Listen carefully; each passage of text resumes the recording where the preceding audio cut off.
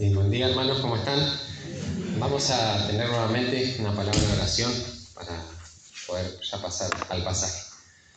Padre, gracias, Señor, por este tiempo que nuevamente, Señor, nos permites tener, Señor, como congregación, este tiempo de poder alabarte con nuestras voces, proclamando, Señor, y aún celebrando en nuestras vidas, Señor, tu fidelidad, Señor, en todo este tiempo, Señor. Gracias porque a lo largo de este año calendario, Padre, tu gracia, Señor, fue la que nos sostuvo, Señor, día tras día, Señor. Tu gracia, Señor, fue la que hizo que cada domingo, Señor, se predique fielmente tu palabra, Señor, en este lugar, Señor. Te damos gracias por eso, Padre, y ahora, este último domingo también, Señor, queremos que tu palabra pueda ser expuesta fielmente, Señor, Padre, que pueda realmente hablar, Señor, lo que primeramente me has hablado a mí, Padre, Señor, y que podamos a través de estas exhortaciones, Señor, que vamos a ver, podamos examinar nuestro corazón, Señor, y nos pueda llevar, Señor, a un cambio, Señor, de mente, arrepentirnos, Señor. Padre, que no confíe, Señor, yo en este momento en mí mismo, tal vez en mi intelecto, mis capacidades, sino que pueda ser tu palabra, Señor, la que traiga confianza, la que traiga arrepentimiento, Señor, santificación y aún salvación, Señor, a la vida de mis hermanos, Padre. Gracias, Señor, por este tiempo. Te pedimos que podamos estar atentos, Señor, a tu palabra y que pueda ser de bendición, Padre. Gracias por todo, en el nombre de Cristo Jesús. Amén. Bien, hoy vamos a estar ahí continuando en Santiago, en el capítulo 5, en el versículo 12, ¿no? Y ya Santiago, a esta altura, bueno, como se habrán dado cuenta, ya está terminando su carta. Ya quedan muy pocas cosas que va a decir. Y vamos a ver, ¿no? Un pantallazo general, ¿no? Para introducir este tema, cómo él fue viendo varios temas, ¿no? En su carta, como lo fueron las pruebas, ¿no? La paciencia en las pruebas, la condenación también se puede ver, ¿no? Cómo él condenaba, por ejemplo, a los ricos, se los condenó, ¿no? En este pasaje también va a ser una condena. En el versículo 9, la semana pasada, ¿no? Veíamos que no teníamos que murmurar, no tenía que haber queja, ¿no? Para que no se caiga en condenación, ¿no? A los maestros mismos se les exhorta, ¿no? A que no tomen a la ligera el ser maestros, porque también iban a recibir mayor condenación, ¿no? Obviamente en su contexto cada palabra ahí que aparece como juicio, condenación, no es la misma siempre, pero sí hay una consecuencia severa, ¿no? En el sentido de no obedecer a la voz de Dios, ¿no? También algo recurrente que él hizo y que lo hizo de alguna manera en cada capítulo fue hablar de la lengua, ¿no? Ahí podemos ver, ¿no? Que en el capítulo 1, en el versículo 26, escribió, ¿no? Si alguno se cree religioso entre vosotros y no refrena su lengua, ¿no? O sea, que sepa que esa religión que está profesando es vana, es hueca, ¿no? En el capítulo 2:12, ¿no? Exhortó, así hablad y así haced, como los que habéis de ser juzgados por la ley de la libertad. Y tal vez en el pasaje más extenso que va a hablar en cuanto a la lengua, ahí en el capítulo 3, Santiago nos muestra lo difícil que es dominar la lengua, ¿no? Pero igualmente exhortó a los hermanos a que luchen para hacerlo. Y en el capítulo 4, en el versículo 11, inclusive prohíbe que se hablara contra un hermano. Y lo pone al mismo nivel hablar contra el hermano que hablar contra la misma ley santa de Dios, ¿no? Y no es extraño que ahora al finalizar, al estar finalizando su carta, ¿no? Él vuelve a hablar un poco de esto, ¿no? En cuanto a la lengua.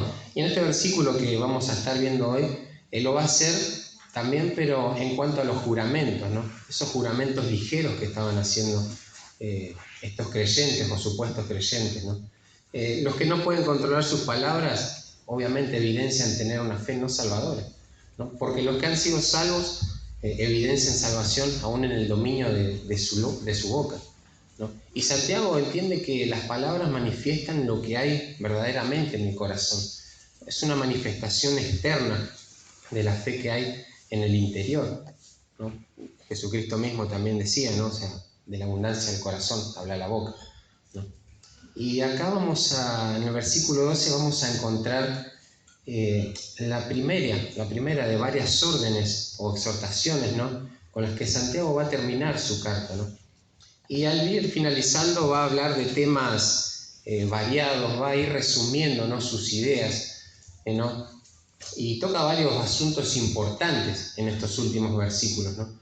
Y esto tal vez es bastante característico en algunas otras cartas también, el tema de poder al final, ¿no?, poder en general dar exhortaciones. Ahora la que recuerdo no es Primera Tesalonicenses capítulo 5, ¿no?, los últimos versículos, sin estar en el aire, ¿no? Obviamente esos temas, el apóstol Pablo también va a empezar a decir, ¿no?, orar sin cesar, dar gracias en todo, ¿no? Va a dar varias exhortaciones que sí tienen que ver en sí con la carta, ¿no? Así que lo que va a estar diciendo acá Santiago, tal vez la idea central, ¿no?, de este único versículo que vamos a estar viendo hoy, es siendo conscientes de la vida que se les exige y el juicio que se les advierte, dejen de vivir de juramentos y vivan de su integridad. Así que vamos a leer el versículo, Santiago 5, versículo 12. Pero sobre todo, hermanos míos, no juréis ni por el cielo ni por la tierra, ni por ningún otro juramento, sino que vuestro sí sea sí y vuestro no sea no, para que no caigáis en condenación. Ahí Santiago va a empezar esta exhortación, ¿no?, con el pero sobre todo, ¿no?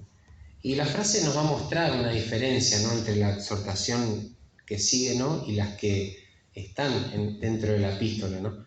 Pero no solo va a ser esa diferencia, sino que a esta la va a poner por encima de todo. Por eso dice por sobre todo, ¿no? Y ahí la palabra pero que aparece en nuestra Biblia, ¿no?, o en la mayoría de las Biblias, en la Reina Valera, por ahí marca una transición con el pasaje anterior, que abarca sobre el tema, como ya vimos, de la paciencia dentro de las pruebas, ¿no? Pero como no es del todo claro tal vez el contraste que va a marcar acá en este versículo con lo que venía hablando, tal vez sería mejor traducir esa palabra pero, que en el griego es de, esa palabra, como un ahora o un y, ¿no? O sea, ahora, hermanos, o sea, sobre todo, hagan esto, ¿no? O y ahora, hagan esto, ¿no? Y viendo también cómo el contexto está presentando un tema nuevo, ¿no? Obviamente este tema o esta exhortación no está en el aire, ¿no? No está separado de todo lo que viene hablando. No es que ahora de repente Santiago se va a poner a decir, bueno, vístanse decorosamente, o al hombre le es deshonroso tener el pelo largo. O sea, tiene una coherencia, ¿no? Pero no deberíamos tal vez tomarlo como que es tajante y exclusiva y solamente derivado del pasaje anterior, sino más bien de todo lo que viene hablando Santiago en su carta. Y como veíamos, él estaba habló de la condenación, habló de la lengua, y acá va a ser lo mismo. Va a seguir hablando en cuanto a la lengua y cómo el mal uso de la lengua los va a condenar, ¿no?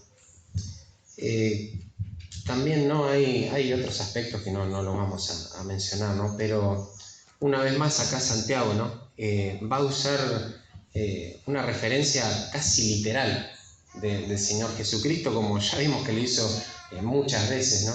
Y en este caso va a dar una orden, ¿no?, de por sobre todo no jurar ninguna clase de juramento. Más adelante lo vamos a ver también el pasaje ahí en Mateo 5, 33 al 37, ¿no? Pero es la palabrita juréis, ¿no?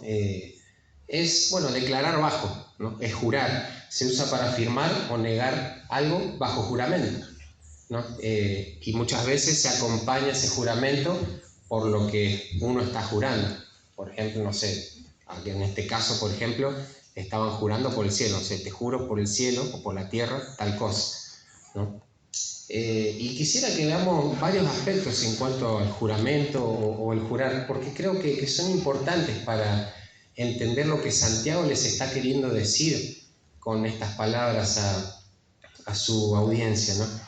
Y primero recordar, ¿no?, que tanto Santiago como su audiencia, o la mayor parte de su audiencia original, eran judíos, ¿no? Y estaban bien empapados en este asunto de los juramentos. Y también a su vez cómo con el tiempo varios sectores religiosos los fueron corrompiendo a este sistema, ¿no? La palabra juramento ahí tiene la idea como de un cerco, de un vallado, ¿no? De algo que contiene a una persona. De ahí la palabra juramento. Cuando alguien se somete bajo juramento o bajo un voto, está limitado por ese voto hasta que lo cumple, ¿no? Puede ser toda la vida ese voto, ¿no? Igualmente, ¿no? Y el mandato del Señor en Mateo 5:33 también constituye una condena, ¿no?, contra ciertas cosas arbitrarias, ¿no?, restricciones minuciosas, ¿no?, que habían impuesto los mismos escribas y fariseos en el tema de los juramentos. Y también por las que se profanaba el mismo nombre de Dios, ¿no? Y esta prohibición la va a repetir Santiago acá, ¿no?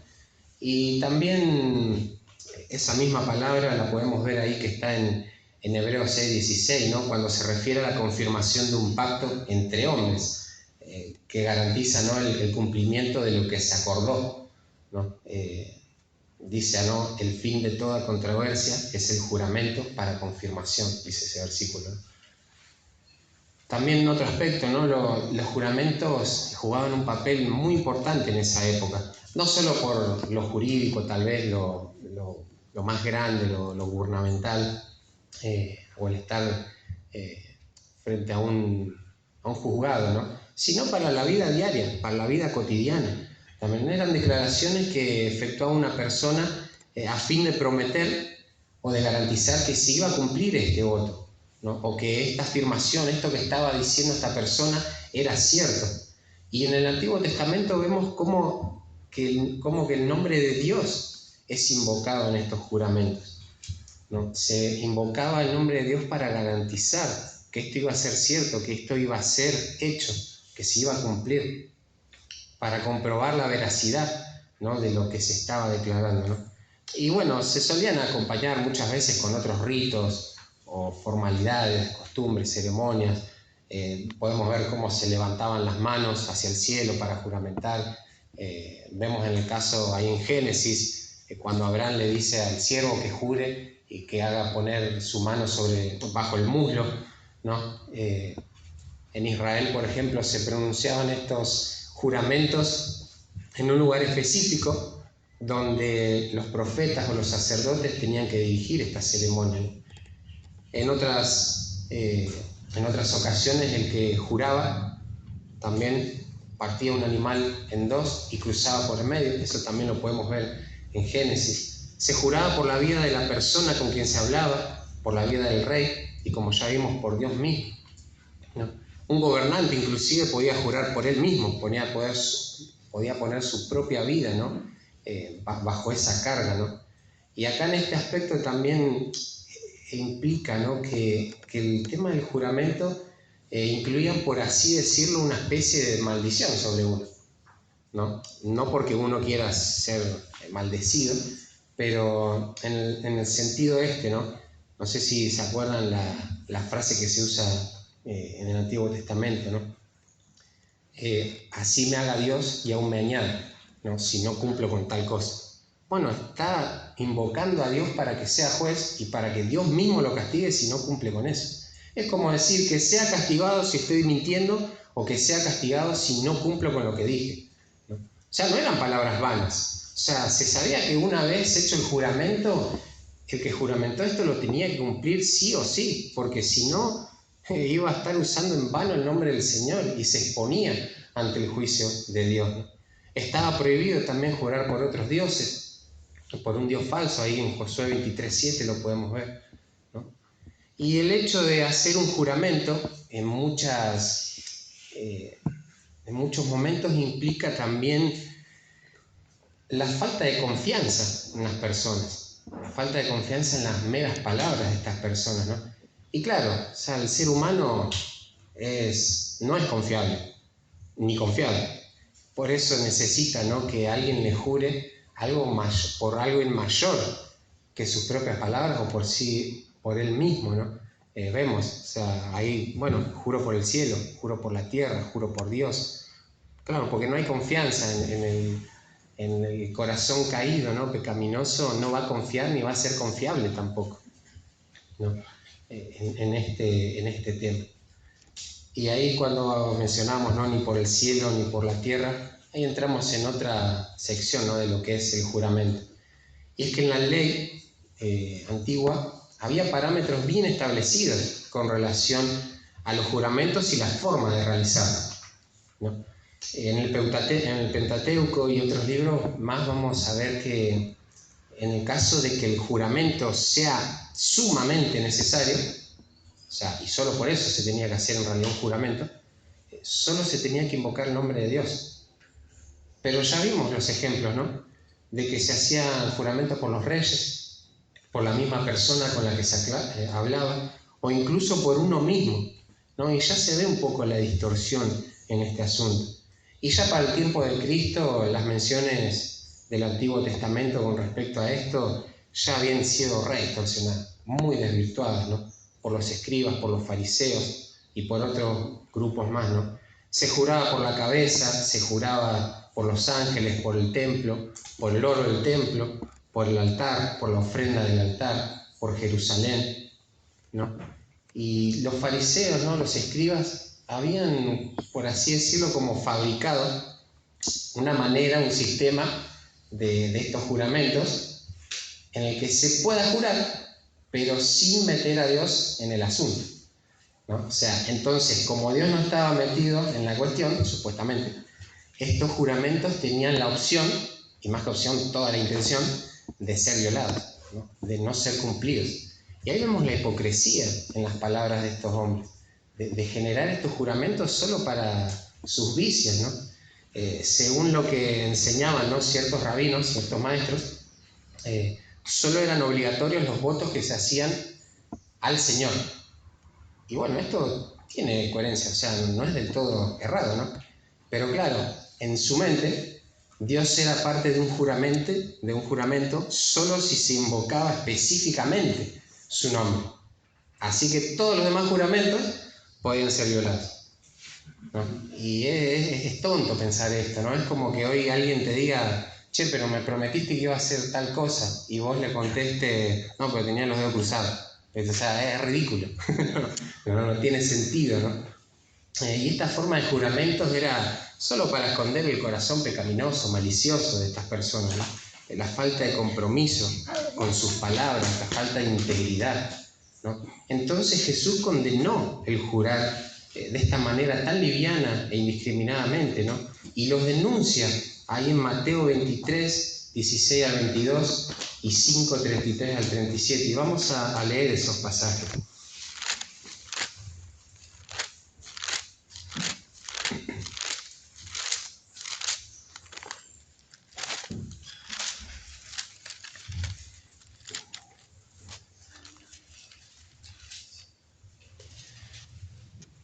Vamos a ir primero al capítulo 5 de Mateo, 33 y 37, ¿no? Dice, además habéis oído que fue dicho a los antiguos, no perjurarás, sino cumplirás al Señor tus juramentos.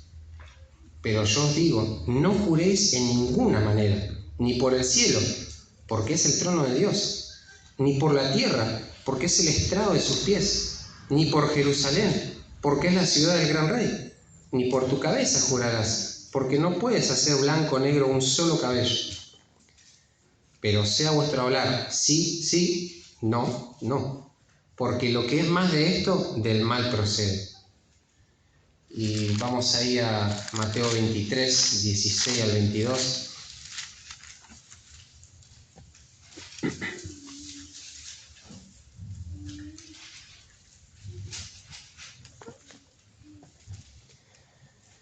Ay de vosotros, guías ciegos, que decís, si alguno jura por el templo, no es nada, pero si alguno jura por el oro del templo, es deudor. Insensatos y ciegos, porque ¿cuál es mayor, el oro o el templo que santifica el oro? También decís, si alguno jura por el altar, no es nada, pero si alguno jura por la ofrenda que está sobre el altar, él es deudor. Necios y ciegos, porque ¿cuál es mayor, la ofrenda o el altar que santifica la ofrenda? Pues el que jura por el altar, jura por él y por todo lo que está sobre él. Y el que jura por el templo, jura por él y por el que lo habita. Y el que jura por el cielo, jura por el trono de Dios y por aquel que está sentado en él. Ahí, como veíamos, ¿no? en el capítulo 5:33, es algo de lo que les venía mencionando, ¿no? Que, bueno, no, además habéis oído que fue dicho a los antiguos, no perjurarás, ¿no? Si no cumplirás. Claro, de esta parte sacaban estos rabinos, estos maestros, el hecho de que, bueno, si solo a Dios es obligatorio el voto, entonces inventemos otros votos. Empecemos a jurar por el altar, por la ofrenda, no mencionemos a Dios. Pero ya vimos que eso es inútil, porque jurás por el cielo, pero en el cielo está el trono de Dios. Jurás por la tierra, que es estrado de sus pies. No jurás por el templo, que es donde habita el rey, donde va a estar el rey. O sea, entonces, lo que Jesús acá está diciendo, ¿no? Es que jurar por cualquier cosa dentro del rango de lo que domina a Dios es involucrarnos en el juramento, a Dios mismo. Y claro, o sea, espero que hayan entendido la ironía, ¿no? O sea, ¿cuál es el rango que domina a Dios? Todo lo domina a Dios. O sea, todo lo que sea menor a Dios y vos jurás por algo que sea menor a Dios, lo estás involucrando a Dios. Porque en fin de cuentas Él es su creador, entonces se involucra. Entonces esto era igualmente erróneo, ¿no? Jesús condena esto, ¿no? Y a pesar de que se querían engañar, que querían engañar a la gente y a engañar hasta su propio corazón estos escribas, este tipo de juramento tenía la misma obligación de ser cumplido y tenía la misma condenación por no cumplirlos. Y Santiago acá va a hacer lo mismo, va a condenar esta práctica, que lo único que va a mostrar es pecaminosidad al pronunciar palabras superficiales con ligereza, ¿no? Va a mostrar una falta de confiabilidad y de compromiso entre los mismos creyentes, ¿no? Hacia sus palabras. Y como último detalle, ¿no? Para ya terminar con el tema de los juramentos, ¿no? Que es bastante también implícito, podemos ver que el hecho de que se lo haga parte a Dios en estos juramentos también indica, ¿no? que estaban quebrantando uno de los mandamientos, de no usar el nombre de Dios en vano, ¿no? Ellos lo estaban usando en vano por cuestiones que no eran necesarias, por cosas cotidianas que se debían haber solucionado con un sí o con un no, y creer en eso. Pero ellos estaban aún en esto violando la ley, ¿no? Tal vez lo estaban haciendo inconsciente o indirectamente, ¿no? Pero esto sin duda no muestra su falta de control sobre su propia lengua también, ¿no? Pero Santiago obviamente no los va a dejar a la deriva, ¿no? con esta exhortación, ¿no?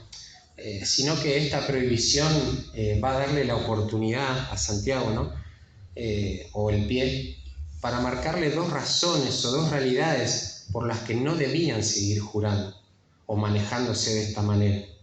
Va a mencionar dos puntos, o lo va a exponer a estas dos verdades, realidades, que ellos debían considerar para poder manejarse ahora sí de la manera que corresponde, ¿no? Sin tener que apelar a nada más que sus simples palabras, sin ritualismos, sin formalismos, sin ponerse en un cerco, en una valla, como estábamos viendo, ¿no? Sin ponerse una presión extra más que la que su propio carácter o conciencia debían poner, ¿no? Y tras esta prohibición, la primera realidad, ¿no? a la que los quiere llevar a que sean conscientes Santiago, es a la vida de integridad, de confiabilidad por la que se debían estirar o que debían forjar. No juréis sino que vuestro sí sea sí y vuestro no sea no. El hecho de que les haya prohibido jurar, en cierto sentido, no los tiene que aliviar. Ellos ahora no están libres de manejarse como ellos quieren, ¿no?, desentendiéndose de sus palabras como excusa para no cumplir con lo que habían dicho. Obviamente esto no va a pasar de manera inmediata o mágica, ¿no? De repente no iban a ser creíbles y todos iban a confiar en sus palabras y en lo que se decían uno al otro, ¿no? O sea, al contrario, ahora ellos tienen que ser diligentes en forjar ese carácter, un carácter tal que cuando dicen algo, sus hechos correspondan a sus dichos, que muestren esa integridad, que lo que dicen y hacen son la misma cosa, ¿no? Que muestren que al Hijo de Dios no le hace falta nada más que su propio carácter conforme a lo que Dios quiere para ser confiable. No porque hay un juramento encima de ellos, sino porque la fe que hay en ellos los lleva a vivir una vida que evidencia esa fe, ¿no?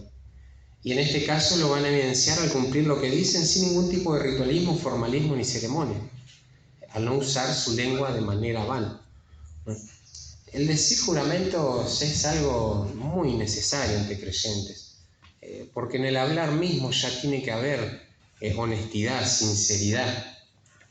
Vemos ahí en Efesios 4:25, en Colosenses 3:9, que se nos anima a desechar la mentira y hablar verdad cada uno con nosotros, entre nosotros, porque eso es parte todo del viejo hombre, la mentira, entonces no podemos seguir en eso, ¿no?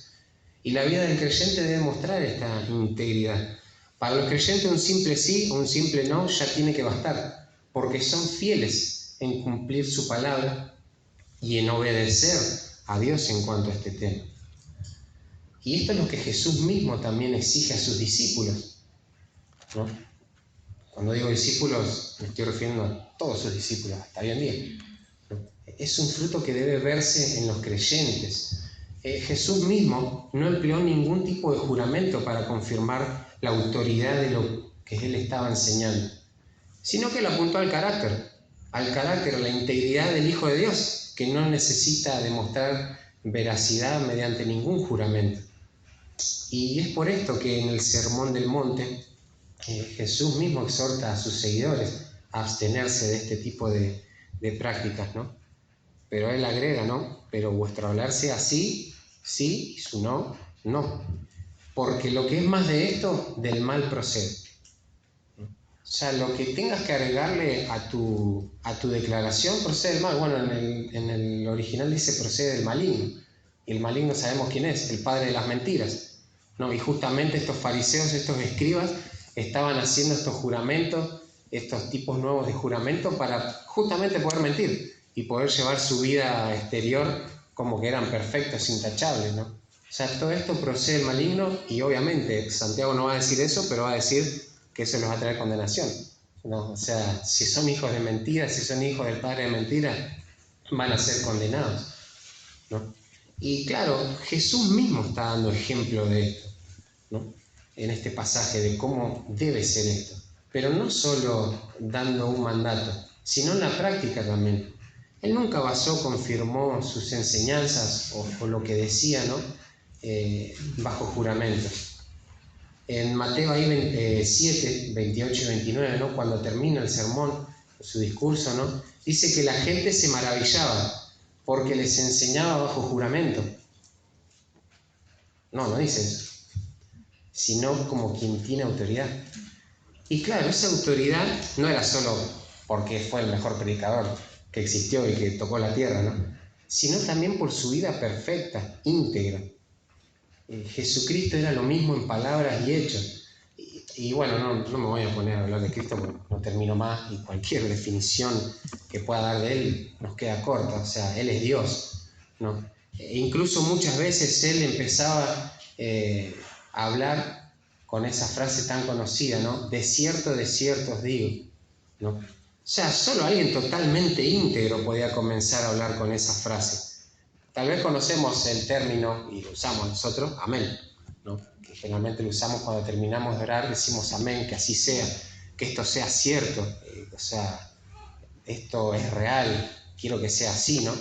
Pero claro, cuando Cristo empezaba a hablar no necesitaba que nadie le diga amén al final. Porque él mismo, antes de hablar, ya decía, esto va a ser cierto o esto ya es cierto, porque yo lo digo.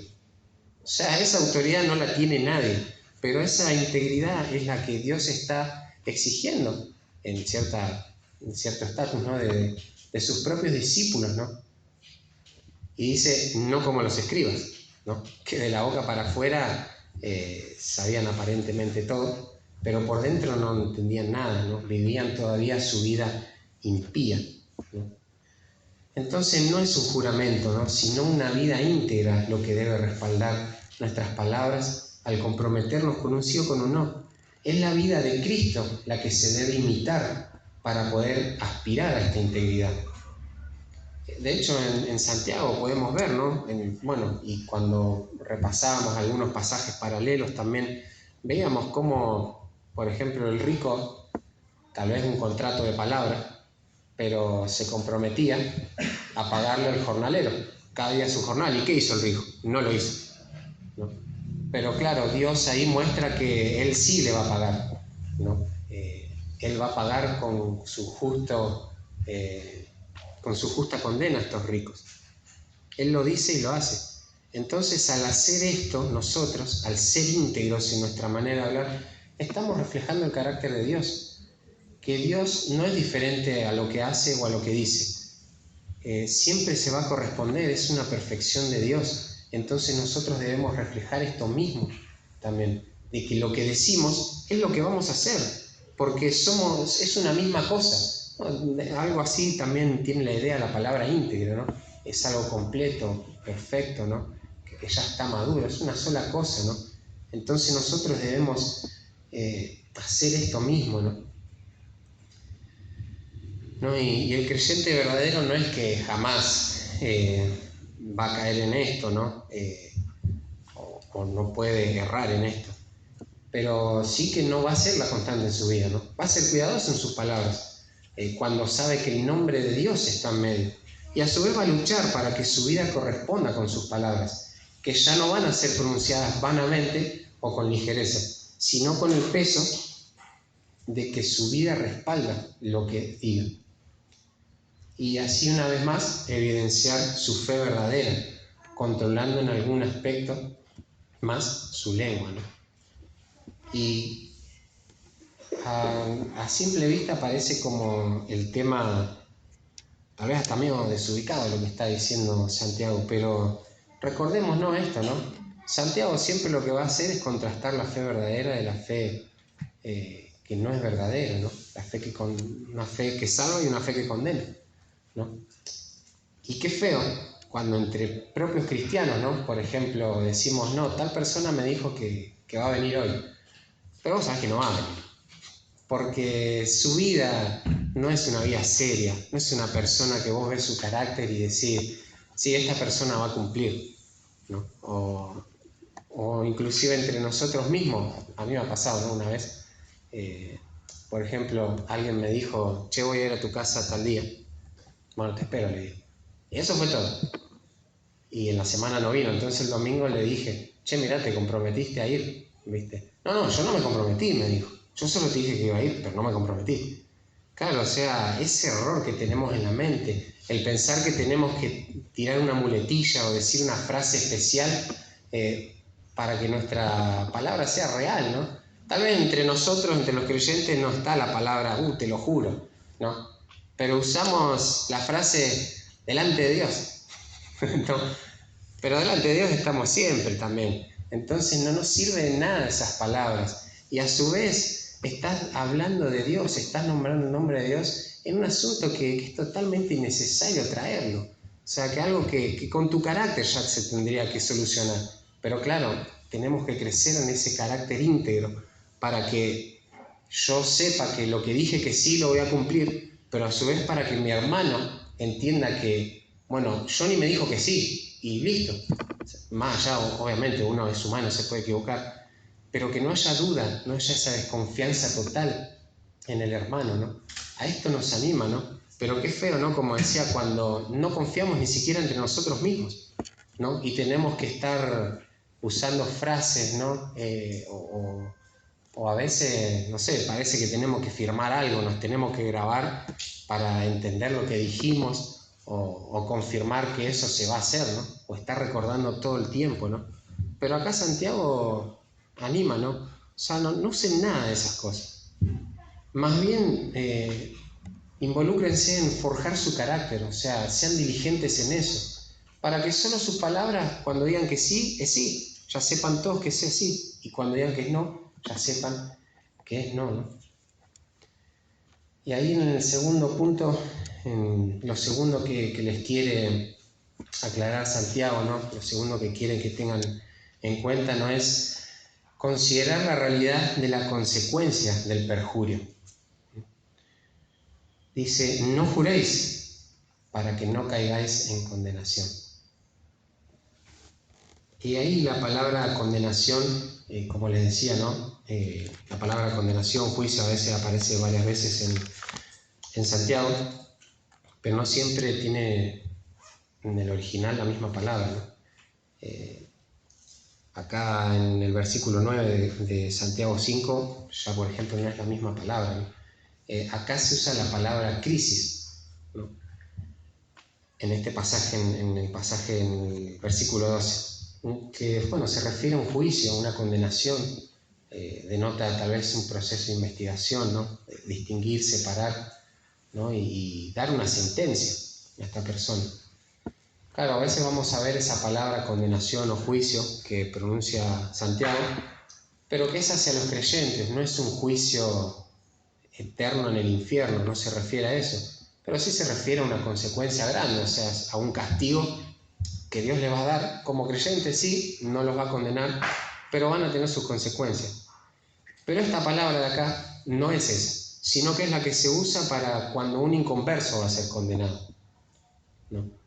Y claro, ahí nos resulta medio raro, ¿no? Porque empezó él, hermanos míos, ¿no? Entonces, ¿cómo puede ser que ellos sean condenados, ¿no? ¿Cómo van a estar expuestos al juicio divino? ¿No? Pero claro, o sea, hay que entender algunas cositas, ¿no? Primero, ¿no? Los juramentos, como dijimos, eran considerados promesas obligatorias, ¿no? Por lo que quebrantar el juramento o usar mentiras bajo juramento era perjurio. Perjurio es un falso juramento, ¿no? El perjurio es como vos estás jurando, pero sabés que no vas a cumplir eso. Entonces estás perjurando, ¿no? Es una declaración falsa hecha voluntariamente, ¿no? Implica, bueno, como les decíamos, tanto el falso testimonio con lo que pasó, con respecto a lo que pasó, como al no cumplir o al estar desinteresado en cumplir lo que dijiste que ibas a hacer a futuro, ¿no? Y la ley prohibía tanto el falso juramento como el falso testimonio, ¿no? Inclusive se castiga a un modo más general la propia mentira, ¿no? Y cuando se prometía o se juraba, se tenía que cumplir, sí o sí, no hay otra. No hay una manera en la que se pueda zafar de ese juramento, de ese voto, ¿no? Ahí podemos ver, ¿no? En Éxodo 20:16, para los que quieran anotar, Levítico 19:12, Levítico 19:11, ¿no? O sea, y el problema acá es que de la condena es que se tomaba a Dios como testigo. O sea, era un asunto serio tomar a Dios como testigo, porque a su vez él iba a ser juez, si eso se cumplía o no se cumplía, ¿no? Pero a la vez se condenaban también estos tipos de juramentos falsos, ¿no? No eran raros ya en esta época, ¿no? En los pasajes que mencioné como en Levítico, pero obviamente eran condenados, ya se condenaba severamente, ¿no? Por la ley. Y existen un montón de advertencias contra los juramentos debido al riesgo también que implica jurar en falso o quebrantar un voto. También la Escritura nos va a dar ejemplos de no solo no cumplirlos, sino de hacer un juramento pero apresuradamente, ¿no?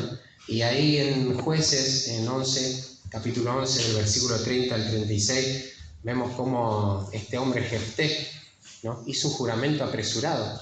Dijo, bueno, Señor, si vos me vas a entregar a los amonitas, cuando regrese victorioso, el que me salga a recibir a ese lo voy a ofrecer en holocausto, va a ser para vos, ¿no?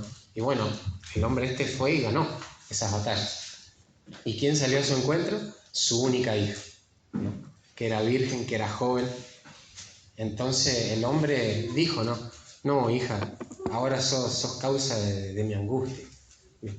Claro, pero en realidad él mismo se hizo eso al ser liviano en sus palabras, al no considerar todo, al no considerar la condenación, las consecuencias, no solo de no cumplir con el voto, sino en este caso de hacerlo a la ligera, ¿no? Y bueno, este hombre, le dio un tiempo a la hija para que llore su virginidad en ese momento, se fue a un monte, y después tuvo que hacer lo que dijo que iba a hacer. La consagró a Dios y eso sabemos lo que es el holocausto. Es quemar una ofrenda o quemar algo, sacrificar algo hasta que se consuma. Entonces tuvo que hacer eso con su hija. Es terrible lo que le pasó a este hombre por no refrenar su lengua, por tener en poco, ¿no?, todo eso, ¿no? La violación del juramento ya se considera una situación grave, ¿no? Invocar el nombre de Dios en un juramento apela directamente a su participación, ¿no? De esta manera él es considerado juez, ¿no? Y ante quien se debe responder si esto no se cumple, ¿no? Y dicha violación, como ya habíamos dicho, ¿no?, es profanar el nombre de Dios, es usarlo en vano, ¿no? Como dijimos, ¿no?, los juramentos a menudo incluían un tipo de maldición, ¿no? Y el propósito de eso no era en sí maldecirse, sino asegurar que se iba a cumplir ese juramento. Mientras más serio era el juramento, más tremenda iba a ser la maldición que se imponía para hacerlo cumplir, ¿no? Y para que podamos entender más, ¿no?, la seriedad de esto, ¿no?, recordemos nuevamente, ¿no?, que Santiago les está hablando a judíos que habían profesado fe en Cristo. Pero como bien vimos también, estaban trayendo o traían muy arraigados ya a ellos muchas costumbres que ya estaban muy tergiversados en el sistema de las leyes de los judíos para estos tiempos. Y en muchos aspectos estaba tergiversada esa ley. Y el asunto de los juramentos no quedó afuera de esa tergiversación, ¿no? O sea, lo que les está queriendo decir Santiago es que, miren, por más que ustedes hayan hecho una profesión de fe, pero continúan profanando el nombre de Dios con juramentos inútiles y además con la intención de no cumplirlos, no importa lo que digan, no son creyentes, están bajo el juicio de Dios, están imponiendo su corazón no redimido. Porque el creyente verdadero no busca el engaño constante a través de los juramentos inútiles. Y además no le hace falta al creyente genuino estar jurando todo el tiempo, ¿no?, sino que a través de forjar un carácter íntegro busca ser creíble, honesto, honorable y confiable, ¿no?, para la gloria de Dios, ¿no?, a través de reproducir con diligencia el carácter de Cristo en su vida, ¿no? Entonces el tema acá no es tanto el hecho sí, de jurar en sí, obviamente, pero el tema que acá quiere hablar Santiago es que el que sigue en esta práctica, o sea, va a caer en la condenación, por más que se esté congregando, por más que... O sea, el arrepentimiento es eso, es un cambio de mente que va a generar cambios exteriores también. Pero si ellos están siguiendo con estos patrones, no se puede decir que hubo un cambio de mente. Entonces no es una fe salvadora la que están teniendo ellos. Y bueno, para ir ya concluyendo, ¿no?, quisiera mencionar lo que dijo un predicador en cuanto a este asunto, ¿no? Sin duda, Santiago no enseña que los creyentes nunca van a errar con la lengua. Los cristianos pueden caer a veces en la mentira, aunque mentir no sea la constante de su vida. Pero eso no es lo que quiere decir aquí Santiago. La solemne advertencia que da en el versículo 12 es que los que continuamente blasfeman el santo nombre de Dios con juramentos mentirosos enfrentan la condenación a castigo eterno. Así que esta es otra prueba de la fe viva. Aquellos cuya vida se caracteriza por una norma de mentiras dan evidencia de tener un corazón no regenerado. Y la Biblia enseña que los mentirosos, hijos espirituales del padre de mentira, serán sentenciados al infierno.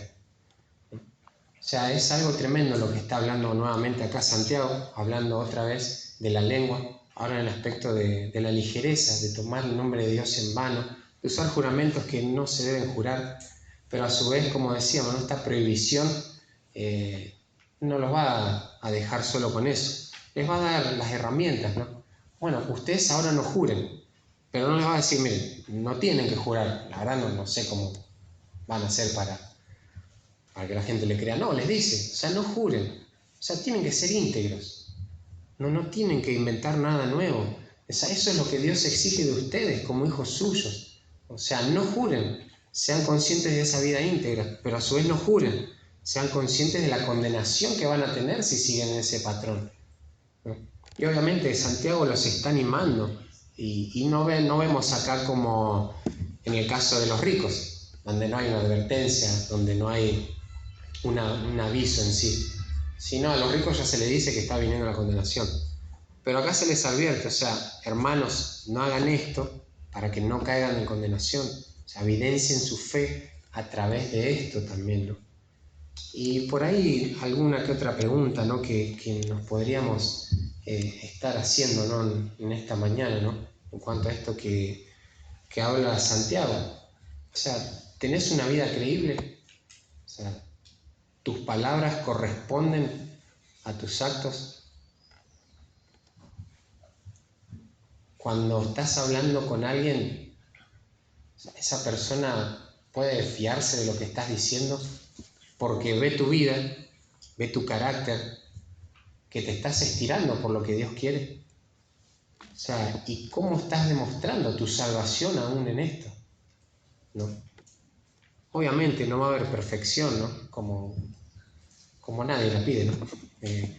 Pero sí va a haber un patrón de que, bueno, esta persona se equivoca, pero se nota que lucha por su integridad, ¿no?, por ser una misma cosa en cuanto a lo que dice y lo que hace. Lucha por no usar el nombre de Dios en vano, y aún lucha por reflejar ese carácter que viene de parte de Dios, de que Dios hace y dice lo mismo. O sea, es la misma cosa, ¿no? Entonces, uno como hijo de Dios también debe reflejar eso, ese carácter de Dios, ¿no? Y así, haciendo eso, vamos a estar dando evidencia de nuestra salvación, ¿no? Así que vamos a terminar con una palabra de oración. Padre amado que estás en el cielo, gracias, Señor, te damos por este tiempo que pudimos estar, Señor, siendo expuestos a tu palabra. Padre, no es un tema que se debe tomar a la ligera, Padre, el hecho de que Santiago haya dicho por sobre todo, Señor, es algo importante, Señor, lo está ubicando en un lugar, en un rango alto, Padre. Y es esa vida, Señor, de integridad, de confiabilidad que tenemos que ir forjando, Señor, mirando el ejemplo de Cristo, Señor, mirando tu carácter, también, Señor, reflejando, Señor, lo que fue tu Hijo, lo que eres tú, Señor. Padre, que no nos dé lo mismo en esta mañana, Señor, el usar tu nombre, Señor, en vano, en no considerar, Señor, el castigo, Señor, que aún va a venir por seguir estas prácticas, que muchas veces no nos damos cuenta, Padre. Tal vez no vamos a usar frases como el mundo las usa, pero sí damos algún indicio de que hay esas cosas en nuestros corazones muchas veces, Padre. Te queremos pedir, Señor, que nos libres, Señor, de eso, que nuestra boca, Señor, pueda estar tan llena de verdad, Señor, y nuestra vida pueda también, Señor, estar tan llena de verdad, que entre nosotros, entre hermanos, Señor, no dudemos, Padre, unos de otros, Señor. Qué feo que es cuando no hay confianza, Señor, entre nosotros también, Señor, porque sabemos que no hay un carácter, Señor, que respalda lo que estamos diciendo, Padre. Te pedimos, Padre, que podamos ser maduros en este tema, podamos estirarnos, Señor, por ser completos en esto, Padre, para hacer, Señor, lo que tú dices en tu palabra, Señor, que nuestro sí sea con un simple sí ya una confirmación, Padre, y no estar abusando, Señor, de de cosas que sabemos que todo lo que está de más proviene del maligno, proviene de la mentira, de la desconfianza, de nuestro corazón pecaminoso, Padre. Gracias, Padre, te damos por este tiempo y también te pido por el tiempo que viene que podamos seguir compartiendo. En el nombre de Cristo Jesús, amén.